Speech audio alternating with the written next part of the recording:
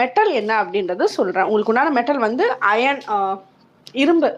இரும்பு வந்து இரும்புல சின்ன மோதிரமோ இல்லை இரும்பு ஒரு குட்டி பீஸ் வந்து இரும்பு. ஸோ இரும்பு ரிலேட்டடாக நீங்கள் ஏதாவது உங்களுக்கு பக்கத்தில் வச்சுருந்தீங்கன்னா அது வந்து ஆக்சுவலாக உங்களுக்கு ரொம்ப ஸ்ட்ராங்காக உங்களோட எனர்ஜியை கொடுக்கும். ரொம்ப ஃபேவரபிளான அது வந்து ஒரு லக்கி பொருளாக இருக்கும்.